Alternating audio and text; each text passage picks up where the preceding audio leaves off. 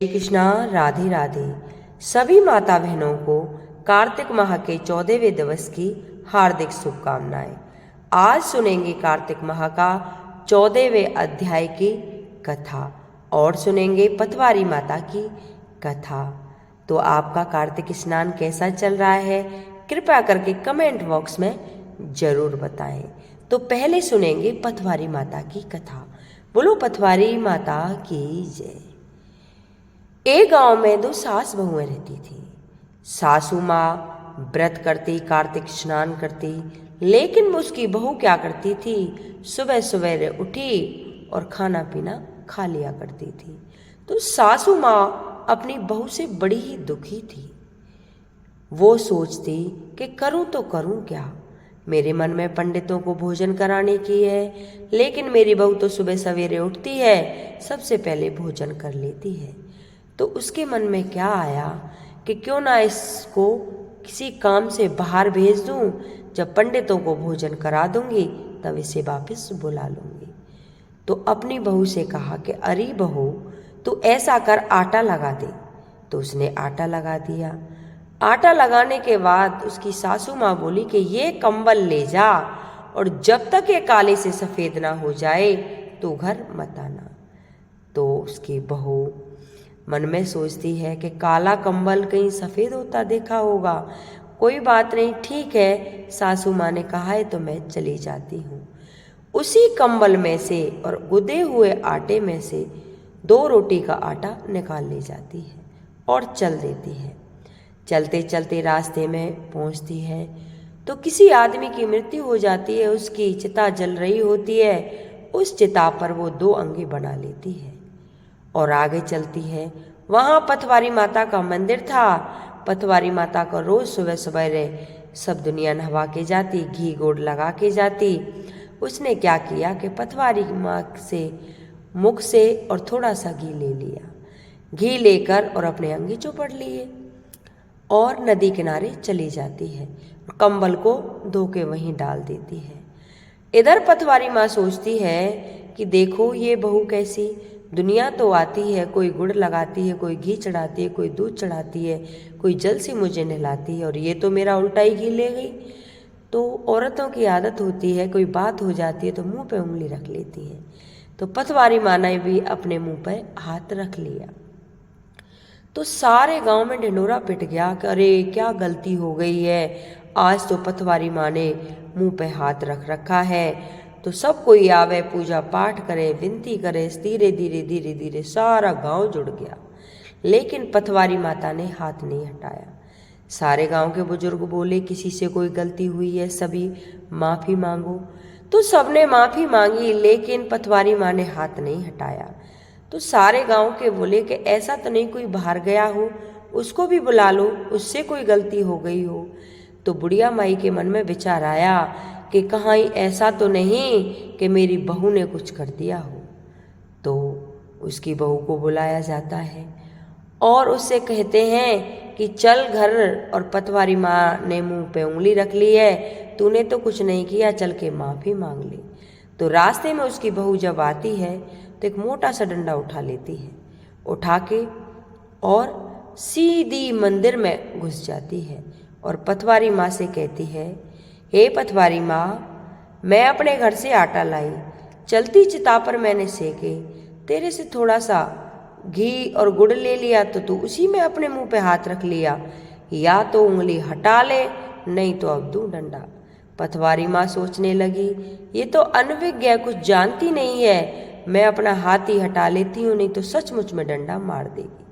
पतवारी माँ ने हाथ हटा लिया। अब तो सारे गांव में ढिंडोरा पिट गया कि अरे बुढ़िया माई की बहू तो इतनी अच्छी है जो पतवारी माँ ने हाथ हटा लिया, और हम तो यूं ही करते थे। बुढ़िया माई तो ये कहती है कि हमारी बहू सुबह सवेरे उठ के भोजन कर लेती है, लेकिन ये तो बड़ी भक्त्यानी है। तो उसकी बहू बोली, हे पतवारी मैया, मैंने सारा कार्तिक स्नान किया, फिर भी आपने मुझे दर्शन नहीं दिए। मेरी बहू को आपने दर्शन दिए और ये कहा, हे पतवारी मैया, जैसे उस बुढ़िया माई की बहू पर कृपा करी, वैसे ये मेरी कहानी सुने हुंकारा भरे, उनकी सभी मनोकामना पूर्ण करना। बोलो पथवारी माता की जय। अब सुनेंगे कार्तिक माह के 14वें अध्याय की कथा। बोलिए विष्णु भगवान की जय। कार्तिक मास का आज लिखूं 14वां अध्याय। श्री हरि कृपा करें, श्रद्धा प्रेम बढ़ाए। तो हे राजन, इस प्रकार उसको धर्म पूर्वक राज्य करते देखकर देवता क्षुब्ध हो गए। उन्होंने देवादिदेव भगवान शंकर का मन में स्मरण करना प्रारंभ कर दिया और कितने ही प्रकार से उनकी स्तुति की। तब भक्तों की कामना पूरी करने वाले शंकर जी ने नारद जी को बुलाकर देव कार्य करने की इच्छा से उनको देवपुरी भेजा। शंकर भक्त नारद भगवान शंकर की आज्ञा से देवपुरी में गए। इंद्र आदि सभी देवता व्याकुल हो शीघ्रता से उठकर श्री नारद जी की स्तुति करने लगे। उल्काकंठ भरी दृष्टि से सबने नारद जी की ओर देखा, अपने सब दुखों को कहकर उन्हें नाश करने की प्रार्थना की। तब नारद जी ने कहा, मैं सब कुछ जानता हूँ, इसीलिए अब मैं दैत्यराज जलेंद्र के पास जा रहा हूँ। ऐसा कह देवताओं को आश्वासन देकर श्री नारद जी जालंधर की सभा में आए।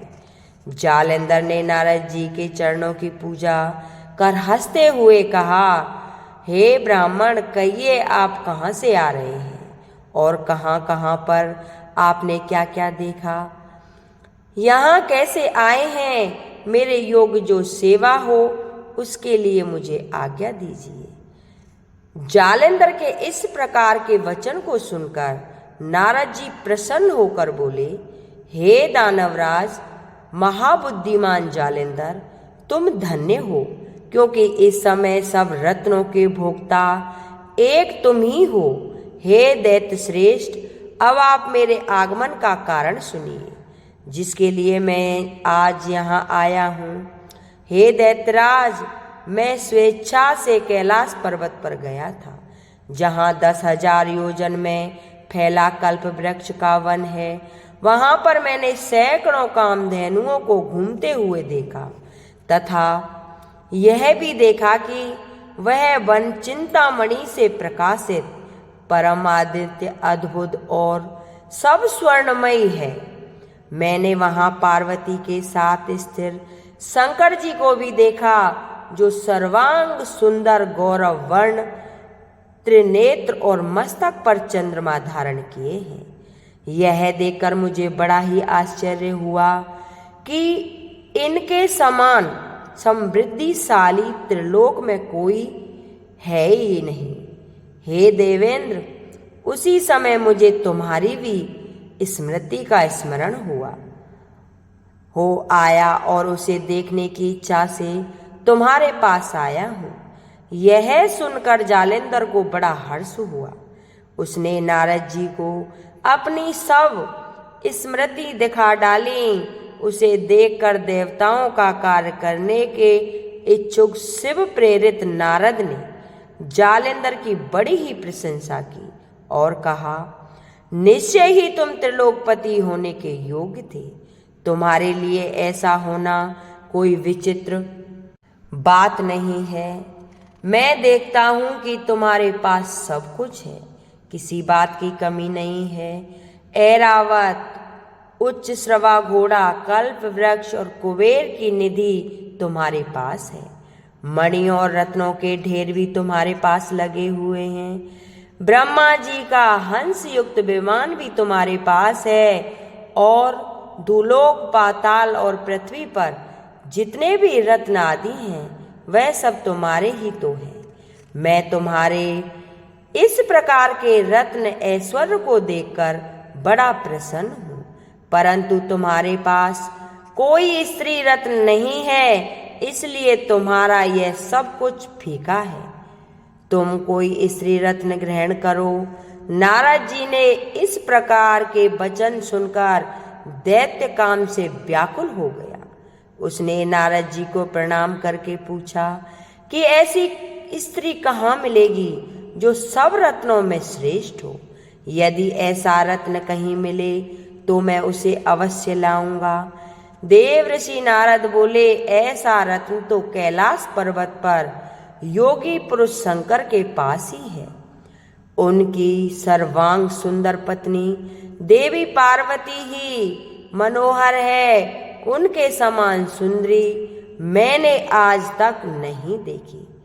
शंकर से बढ़कर समृद्धिवान दूसरा कोई नहीं है। उनके इस रत्न की सी महिमा तीनों लोकों में कहीं पर भी नहीं है। तभी तो परम विरक्त परमात्मा शंकर भी उसके वश में हो गए हैं। देव ऋषि नारद उस दैत्य से ऐसा कहकर अन्य कार्य करने की इच्छा से आकाश मार्ग में चले गए। बोलिए विष्णु भगवान की जय। तो ये था 14वां अध्याय। तो सभी माता बहनों से अनुरोध है, इसे ज़्यादा से ज़्यादा शेयर करें और कमेंट बॉक्स में जय विष्णु भगवान की अवश्य लिखें। बोलो विष्णु भगवान की जय।